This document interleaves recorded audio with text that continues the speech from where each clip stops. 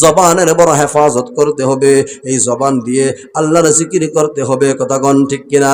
আর এক হাদিসের মধ্যে আল্লাহর রাসূল সাল্লাল্লাহু আলাইহি ওয়াসাল্লাম হাদিসের মধ্যে বলেন, যেই ব্যক্তি দুইটা জিনিসের জিম্মাদার হবে, আমি রাসূল তার জান্নাতে যাওয়ার জিম্মাদার হয়ে যাব। কোন সুবহানাল্লাহ।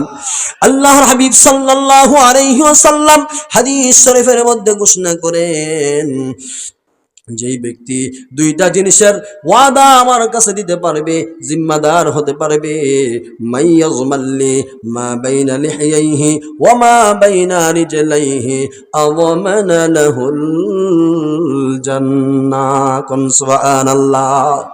আল্লাহর হাবিব সাল্লাল্লাহু আলাইহি ওয়াসাল্লাম বলেন, মাইয়াজমাল্লি মা বাইনা লিহিয়াইহি ওয়া মা বাইনা রিজলাইহি আযমানা লাহুল জান্নাহ।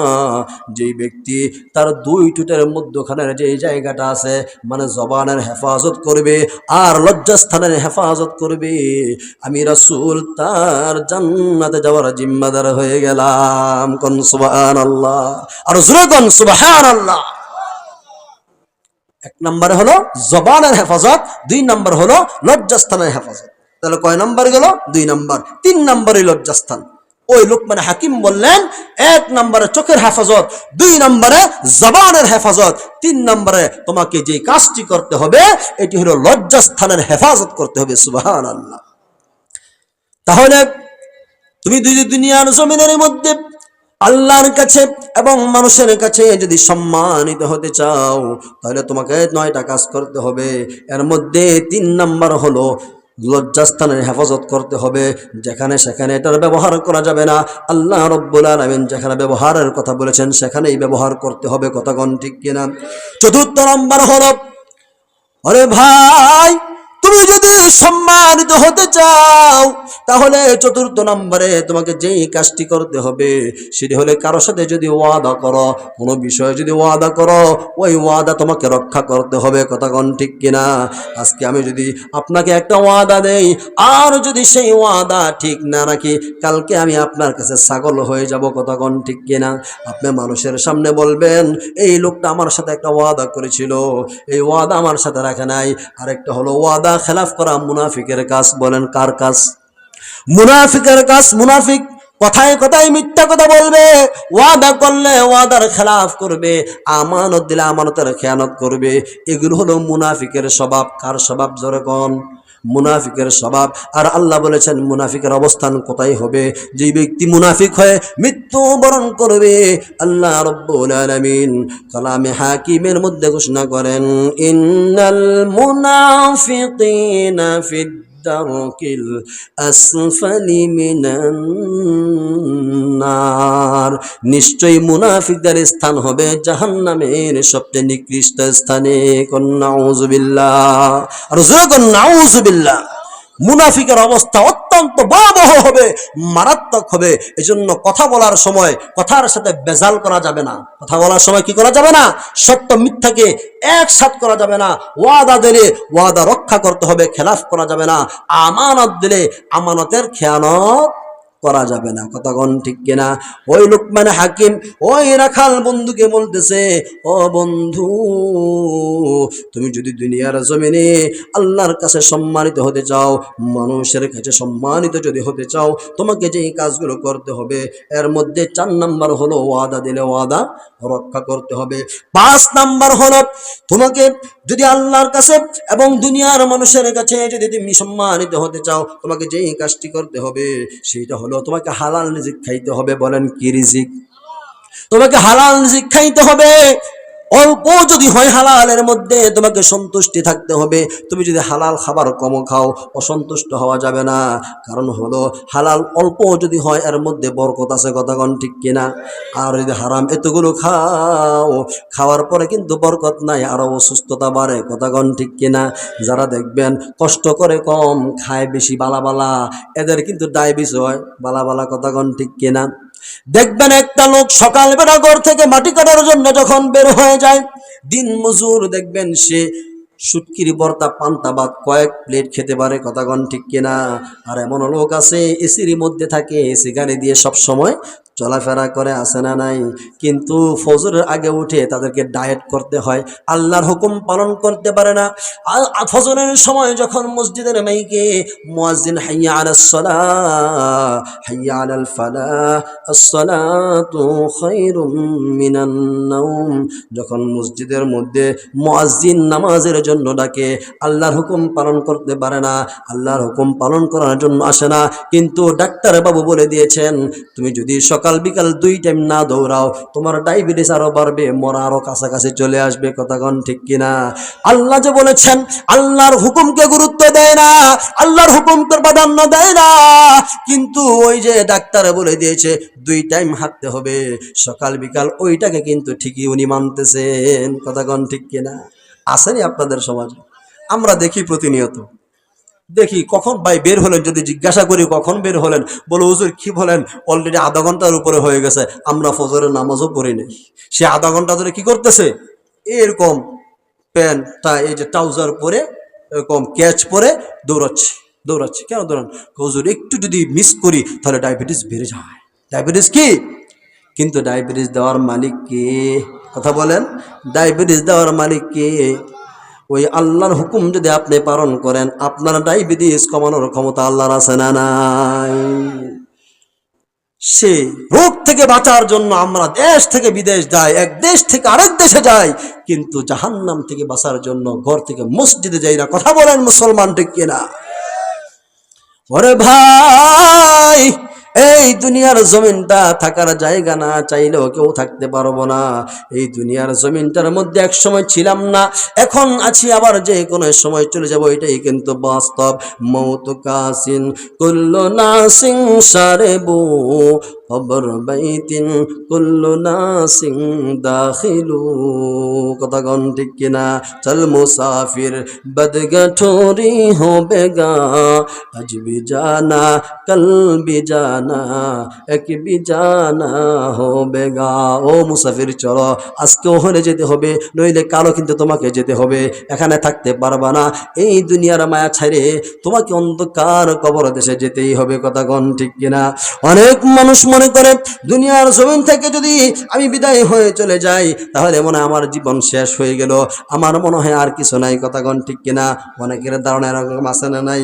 অথচ কবি বলেন, মৌত কাসিম জাহে গাফিল ইখতিমামে जिंदगी, मौत कासिम जाहे गाफिल इख्तिमाम जिंदगी, दर हकीकत मौतेरे इब्तिदाए जिंदगी, दर हकीकत मौतेरे इब्तिदाए जिंदगी।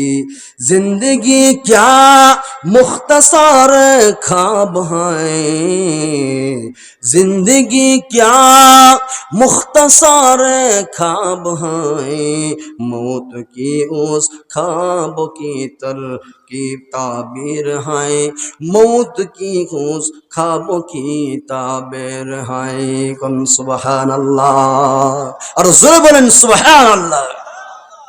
कभी कत सुंदर करे बोलें, मौत कासिम जाहे गाफिल इख्तिमाम जिंदगी, दर हकीकत मौतेरे इब्तिदाए जिंदगी। অনেক মানুষ এমন মনে করে দুনিয়ার জমিন থেকে মনে হয় মৃত্যু হলে তার সব শেষ হয়ে গেছে, আর মনে হয় তার কোনো কিছু নাই। কথা কোন ঠিক কিনা?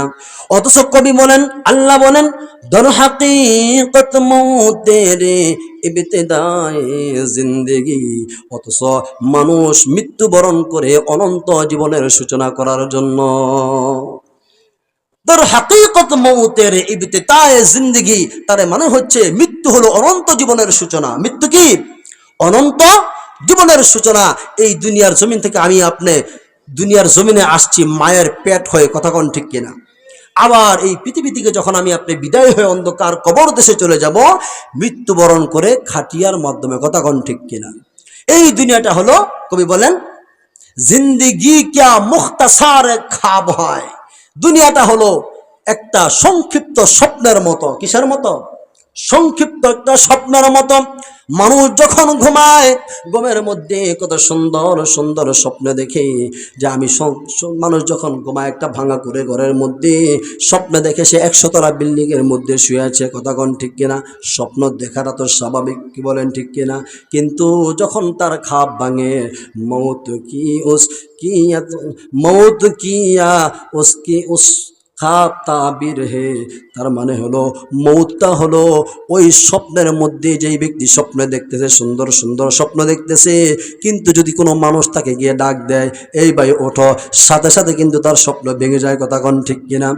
আমাদের জীবনটা হলো এমন, দুনিয়ার জমিনের মধ্যে আসছি, একটু ঘুমানোর উপরে মানুষ যেমন সুন্দর সুন্দর স্বপ্ন দেখে, ওই স্বপ্নের মাধ্যমে আমি আপনি বিভোর হয়ে গেছি।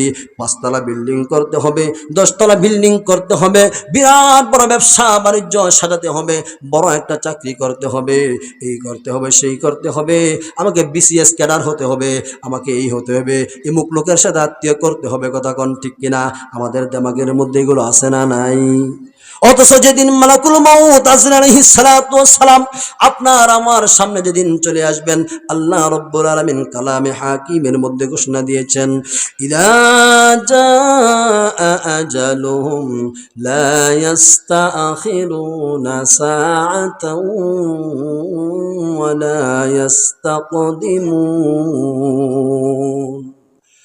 আল্লাহ রাব্বুল আলামিন বলেন, বান্দারে, এই দুনিয়ার জমিনে আমি আল্লাহ রাব্বুল আলামিন তোমাকে নির্দিষ্ট একটা হায়াতের জীবন দিয়ে পাঠিয়েছি। এই হায়াতের জীবন যখন তোমার শেষ হয়ে যাবে, 1 সেকেন্ড আগেও হবে না, 1 সেকেন্ড পরে হবে না, সাথে সাথে তোমাকে কিন্তু মালাকুল মউত গ্রাস করে ফেলবে, কথা কোন ঠিক কিনা? জোরে বলেন ঠিক কিনা?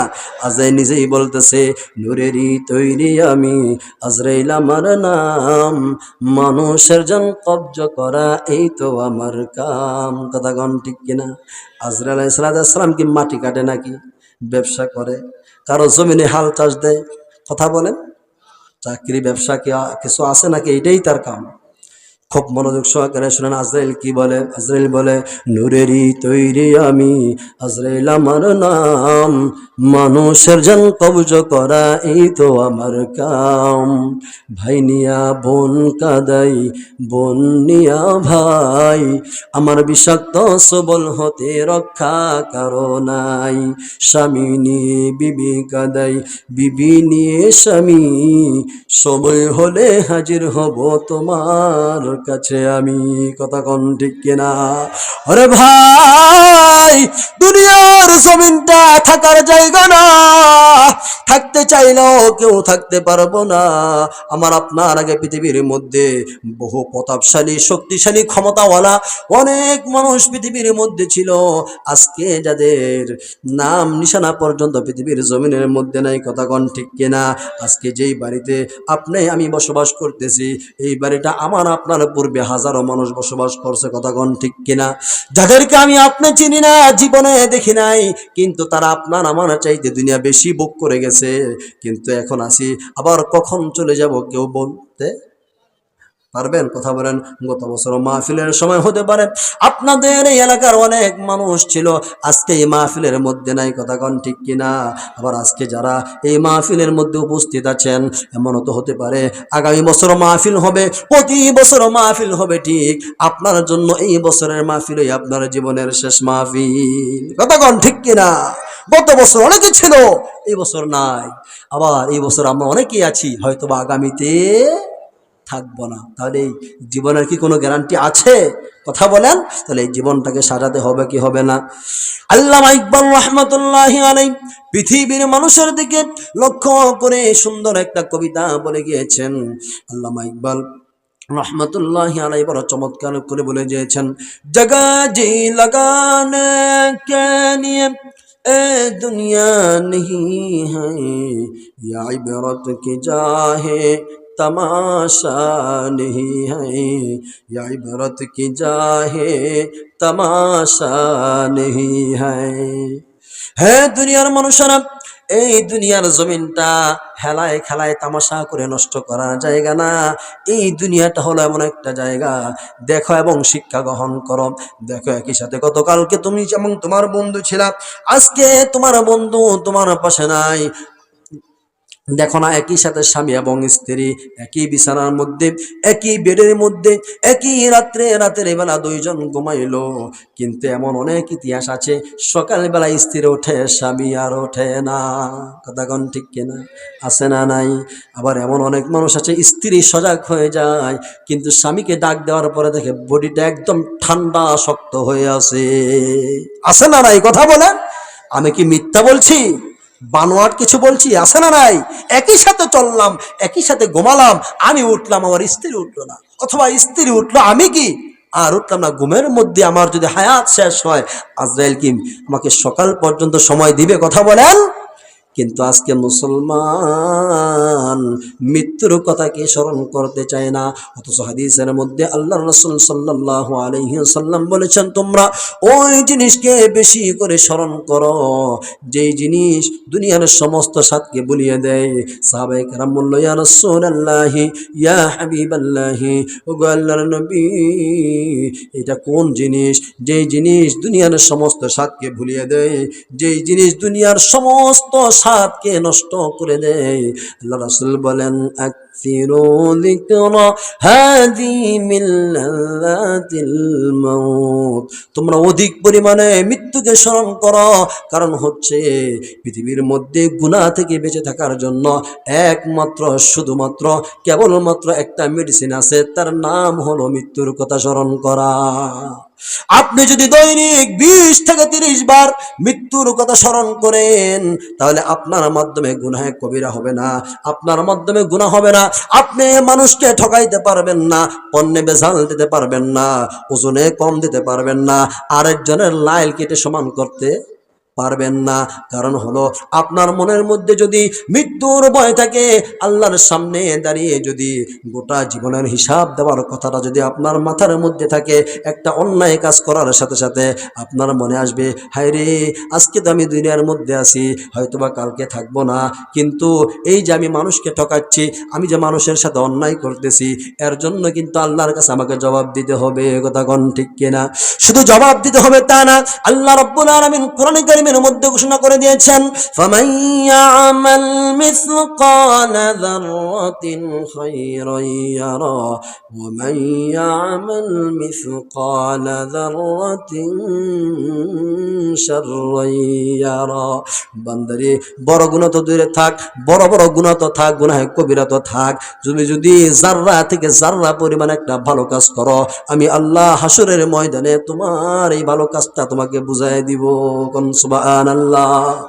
আর বান্দা, যদি তুমি দুনিয়ার জমিনের মধ্যে জাররা পরিমাণ কোন বদ আমল করো, গুনাহের কাজ যদি তুমি করো, আমি আল্লাহ তোমাকে জাররা পরিমাণ গুনাহের বিষয়টাও বুঝাই দিব। জাররা কাকে বলে জানেননি?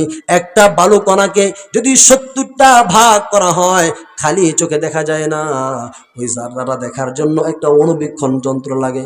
বলেন কি যন্ত্র? অণুবীক্ষণ যন্ত্র লাগে। ওই জাররা পরিমাণ ভালো কাজ এবং মন্দ কাজের হিসাব যদি আল্লাহ আমাকে বুঝায় দেয়, তাহলে দুনিয়ার জমিনের মধ্যে আসার পরে কত কিছু করছি, কথা কোন ঠিক কিনা? কত অন্যায় করেছি, হয়তো আমি আপনি ভুলে গেছি, কিন্তু আল্লাহ কিন্তু ভুলেন নাই। কথা কোন ঠিক কিনা? আল্লাহ রাব্বুল আলামিন আমার আপনার সাথে দুইজন ফেরেশতা দিয়েছেন, কিরামান কাতিবিনা ইয়ালামুনা মা তাফআলুন। আমি আপনি যদিও ভুলে যাই, এই দুই কাদের দুই ফেরেশতা আছে না নাই? কথা কোন। আল্লাহ বলেন, বান্দারে, তোমাকে সৃষ্টির শুরু থেকে নিয়ে আমি আল্লাহ রাব্বুল আলামিন তোমার সাথে দুইজন ফেরেশতা দিয়ে দিলাম। এই ফেরেশতাগুলোর কাজ হলো, তুমি যদি ভালো কাজ করো এটাও তারা লিখবে, আর যদি মন্দ কাজ করো ওইটাও তারা লিখবে। এটাই তাদের কাজ, এটাই তাদের দায়িত্ব। কথা কোন ঠিক কিনা? শুধু তা না, আল্লাহ রাব্বুল আলামিন কালামে হাকিমের আরেক আয়াতের মধ্যে ঘোষণা করেন, মা ইয়ালফিজু মিন কাওলিন ইল্লা লাদাইহি রাকিবুন আতীদ। কোন সুবহানাল্লাহ। আল্লাহ রাব্বুল আলামিন বলেন, মা ইয়ালফিজু মিন কাওলিন ইল্লা লাদাইহি রাকিবুন আতীদ। আল্লাহ রাব্বুল আলামিন বলেন, পৃথিবীর জমিনের মধ্যে যাওয়ার পরে মানুষ এমন কোনো কাজ করে না, এমন কোনো কথা বলে না, যেই কথাটা, যেই কাজটা আল্লাহ রাব্বুল আলামিন ফেরেশতাদের মাধ্যমে রেকর্ড করে না রাখে। রেকর্ড করে না রাখে এমন কোন কাজ আমি আপনি করতেছি না যেটা আল্লাহ রেকর্ড করতেছে না। আহা, কিয়ামতের ময়দানে আল্লাহ বলবেন তুমি এই কাজটা করছো, আপনি যদি না করেন, অস্বীকার যদি করেন, আমি যদি অস্বীকার করি, করতেও তো পারি, কথাগণ ঠিক কিনা, সাথে সাথে আল্লাহ রাব্বুল আলামিন ওই দিন ওই তারিখ দিয়ে একটা টিপ দিবেন, সাথে সাথে দেখা যাবে ভিডিও ক্লিপসের মাধ্যমে আমি ওই অন্যায়টা দুনিয়ার জমিনের মধ্যে করতেছি। তখন আর পার পাওয়া যাবে? দুইজন ফেরেশতা দিয়েছেন আনলিমিটেড একটা মেমোরি কার্ড দিয়েছেন, যেই মেমোরি কার্ড আপনার আমার হায়াতের জীবন শেষ হয়ে যাবে, মেমোরি কার্ড ফুল হবে না। কন্যা সুবহানাল্লাহ। তাহলে পার পাওয়া যাবে অন্যায় করে? কথা বলেন। তাহলে দুনিয়ার জমিনের মধ্যে আল্লাহ কেন পাঠালেন একটু বুঝতে হবে। আমি মাঝে মধ্যে উদাহরণ এইভাবে দিয়ে থাকি। মনে করেন এই দুনিয়ার হায়াতের জীবনটা ইমাম গাজ্জালী রাহমাতুল্লাহি আলাইহি এক কিতাবের মধ্যে এমনভাবে দিয়েছেন, মনে করো এই দুনিয়ার জমিনটা কেমন, একটু খেয়াল করে শুনেন বাবারা। একটা উদাহরণ দিয়েছেন, চমৎকার একটা উদাহরণ। ইমাম গাজ্জালী রাহমাতুল্লাহি আলাইহি বলেন, এক বাদশার একজন খাদেম ছিল। কি ছিল? একজন খাদেম ছিল, একজন কর্মচারী ছিল। বাদশা বললেন, হে কর্মচারী এদিকে আসো, ওই যে দেখো আমার সুন্দর একটা বাগান দেখা যায়, ওই বাগানের মধ্যে বিভিন্ন রকমের ফল মূলের গাছ আছে, প্রত্যেকটা গাছের মধ্যে দেখবা সুন্দর সুন্দর ফল আছে। তোমাকে আমি বলতেছি এখান থেকে একটা টুকরি নিয়ে যাও, এই টুকরির মধ্যে ওই নিয়া, এই টুকরিটা তোমার হাতের মধ্যে নিয়া ওই বাগানের মধ্যে প্রবেশ করবা। বাগানের মধ্যে প্রবেশ করার পরে ওইখান থেকে দেখবা সুন্দর সুন্দর যত ফলমূল আছে সমস্ত ফলমূলগুলো এই টুকরির মধ্যে ভরে নিয়ে আসবা, আমি তোমাকে পুরস্কৃত করব।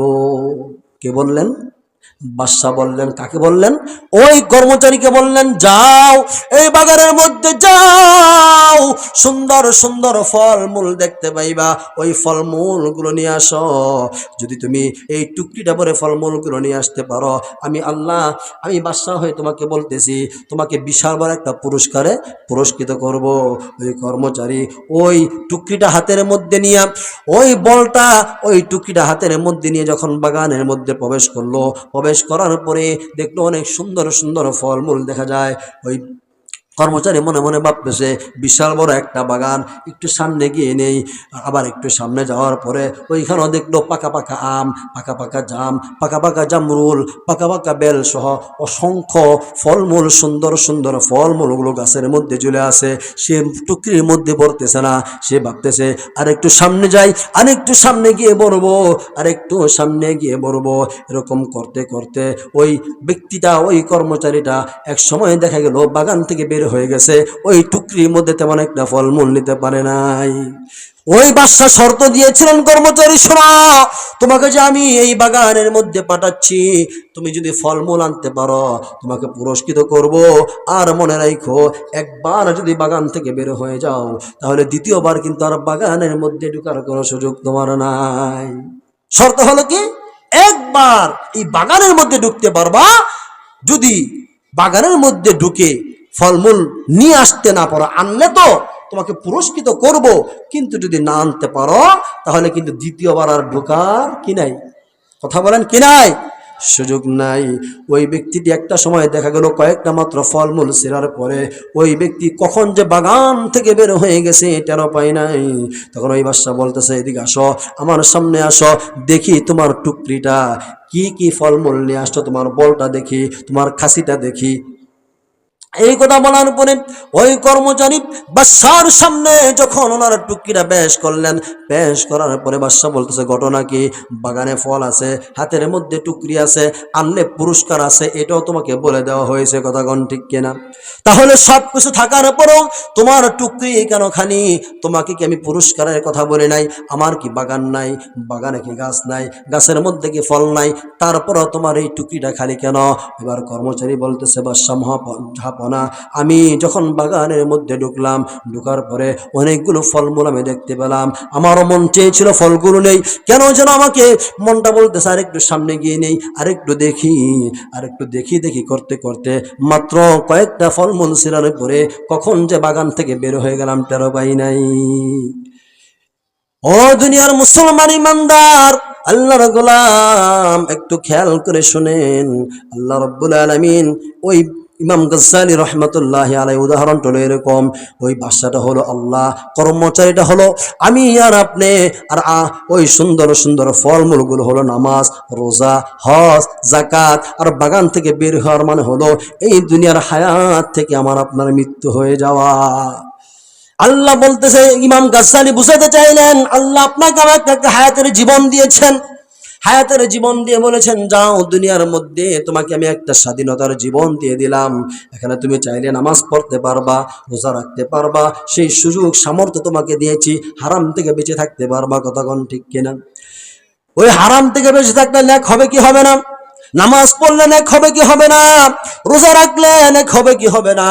আল্লাহর হুকুম পালন করা, রাসূল করিম সাল্লাল্লাহু আলাইহি ওয়াসাল্লামের তরিকায় জীবন যাপন করার নাম হলো সুন্দর সুন্দর ফলমূল। এই দুনিয়াটা হলো বাগান, আর ওই কর্মচারী হলাম আমি আর আপনি, আর ওই বাদশা হলেন স্বয়ং রব্বুল আলামিন, আর পুরস্কার হলো জান্নাত।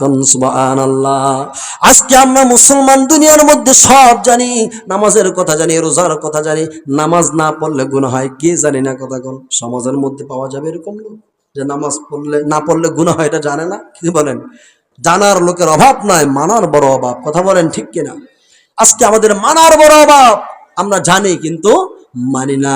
এজন্য কবি আফসোস করে বলেন, মুসলিম মোরা ঘুমিয়ে পড়েছি, বিবেকে জ্বলছে তালা, রক্ত মোদের শীতল হয়েছে, পাপে অন্তর কালা, সামনেতে মোরা এগিয়েছি যত, পিছনে পড়েছি তত, সংখ্যাতে শুধু বেড়ে চলেছি গরু ছাগলের মতো। ইমান ইমান কর রে মানুষ, ইমানকে এতই সোজা, মুসলমান হয়ে কেউ কি কোনোদিন বহে শয়তানের বোঝা। কথা কোন ঠিক কিনা? মুসলিম মোরা ঘুমিয়ে পড়েছি, বিবেকে জ্বলছে তালা। আজকে আপনার আমার নামে মুসলমান, মুসলমানিত্ব বলে গিয়েছি। আজকে আমার রক্তগুলো ঠান্ডা হয়ে গেছে, ইমানটা বড় কাঁচা হয়ে গেছে। আজকে দেখবেন একটা সময় মসজিদগুলো বড় কাঁচা ছিল, ইমানটা বড় পাকা ছিল। আজকে মসজিদগুলো পাকা হয়েছে, লাল রিং টাইস হয়েছে, সুন্দর হয়েছে, জারবাতি হয়েছে। কথা কোন ঠিক কিনা? কিন্তু আমাদের ইমানগুলো কাঁচা হয়ে গেছে। সামনেতে মোরা এগিয়েছি যত, পিছনে পড়েছি তত। তার মানে হলো আমরা আজকে জাগতিক দিক দিয়ে ইন্টারনেট, ফেসবুক, ইউটিউব দিয়ে অনেক সামনে গিয়েছি, কিন্তু ইমান এবং আমলের দিক দিয়ে অনেক পিছনে পড়ে গেছি। কথা কোন ঠিক কিনা? কথা বলেন ঠিক কিনা? এই ইমান, এই আমল নিয়ে যদি আল্লাহর সামনে আমাকে দাঁড়াতে হয়, পারবো তো হিসাব দিতে? একটু ভেবে দেখা দরকার আছে না নাই?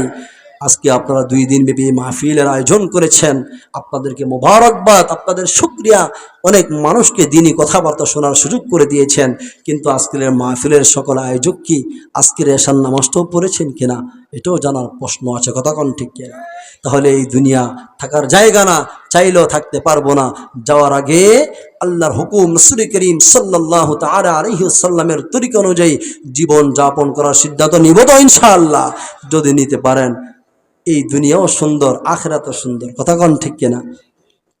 আর যদি আল্লাহর হুকুম, রাসূল করিম সাল্লাল্লাহু আলাইহি সাল্লামের তরিকা থেকে আমরা পা পিছলে পড়ে যাই, মনে রাখতে হবে ভাইয়েরা আমার, আমি আপনি এক অনিশ্চিত জীবনের দিকে ধেয়ে যাচ্ছি, যেখানে যেই জীবনের শুরু আছে আর শেষ নাই, আর এই দুনিয়ার জীবন তো শুরু আছে শেষও আছে। কথা কোন ঠিক কিনা? তো যাই হোক, এতক্ষণ পর্যন্ত আমি আপনাদের সামনে, আপনাদের খেদমতে যে সমস্ত কথাগুলো বললাম, সর্বপ্রথম আল্লাহ রাব্বুল আলামিন আমাকে এবং আমরা যারা শুনেছি সবাইকে আমল করার তৌফিক দান করেন। সকলে বলে আমিন। ওয়া আখিরু দাওয়ানা আলহামদুলিল্লাহি রাব্বিল আলামিন। আমার পরিচয় দেয়া হয়েছে, আমি নারায়ণগঞ্জ জেলার শানে সাহাবা জাতীয় খতিব ফাউন্ডেশনের সভাপতি। আমাদের কাজ হলো মজলুমদের পাশে দাঁড়ানো। বলেন কার পাশে দাঁড়ানো? অন্যায়ের বিরুদ্ধে কথা বলা। হাদিসের মধ্যে আল্লাহ রাসূল বলেন, মান রাআ মিনকুম মুনকারান ফালইগাইয়িরহু বিয়াদিহি ফাবিলিসানিহি ফাইল্লাম ইস্তাতি' ফাবিকলবিহি ওয়া যালিকা আযআফুল ঈমান। তোমার সামনে যখন কোনো অন্যায় কাজ হয়, যখন তোমার সামনে কোনো অন্যায় কাজ হয়, সেটা যদি তোমার শক্তি সামর্থ্য থাকে, হাতের দ্বারা বাধা দাও, প্রতিহত করো। যদি সেই সামর্থ্য তোমার না থাকে, জবানের দ্বারা প্রতিহত করো। আর সেই সামর্থ্য যদি তোমার না থাকে, কমপক্ষে অন্তরের দ্বারা ঘৃণা করো। কথা কোন ঠিক কিনা? বাংলাদেশের মধ্যে অনেক সংগঠন আছে, কিন্তু ইমাম খতিবদের জন্য কথা বলবে, পাশে দাঁড়াবে, ওনাদের জন্য কাজ করবে, এরকম সংগঠন খুবই কম। কথা বলেন ঠিক কিনা? শানে সাহাবা জাতীয় খতিব ফাউন্ডেশন একমাত্র সংগঠন, যে সংগঠন গভর্নমেন্ট অথরিটি নিয়ে সারা বাংলাদেশের টেকনাফ থেকে তেতুলিয়া, রূপসা থেকে পাথুরিয়া কাজ করতেছে। শুধু বাংলাদেশে নয়, আমাদের সংগঠনের বাংলাদেশের বাহিরে প্রায় 13টা রাষ্ট্রে আমাদের কার্যক্রম সচলভাবে প্রক্রিয়াধীন আছে, চলমান আছে। কোন আলহামদুলিল্লাহ। আমরা শান সাহাবা জাতি খতিব ফাউন্ডেশন, ইমাম খতিব, খাদেম, মুয়াজ্জিন সহ মুসল্লিয়ানে কেরামদেরকে আইনি সেবা, মেডিকেল সেবা এগুলো আমরা প্রদান করে থাকি। যেখানেই কেউ কোনো আলেম যদি নির্যাতিত হয়, নির্যাতনের শিকার হয়, হেনস্থার শিকার হয়, অপমান অপদস্থ হয়, ইনশাআল্লাহ শান সাহাবা জাতি খতিব ফাউন্ডেশন সেখানে উপস্থিত হয়ে তাদেরকে আলেমদেরকে তার আইনি সেবা, মেডিকেল সেবা এরকমভাবে 6টা বিষয় তাদেরকে সেবা দিয়ে থাকে। বলেন না আলহামদুলিল্লাহ। কি বলেন, আলেমদের পাশে আমরা থাকতে চাই কি চাই না? আপনাদের মসজিদের সম্মানিত ইমাম সাহেব, উনি নারায়ণগঞ্জ জেলার সেক্রেটারি হিসেবে আছেন। বলেন না আলহামদুলিল্লাহ। শুধু আপনাদের ইমাম নয়, একজন ইমাম, মসজিদের ইমাম ছিলেন, আবার মদিনা নামক রাষ্ট্রের প্রেসিডেন্ট ছিলেন। কোন আলহামদুলিল্লাহ। তিনি হলেন কে? আমাদের বিশ্বনবী জনাবে মুহাম্মদ আরবি সাল্লাল্লাহু আলাইহি ওয়াসাল্লাম।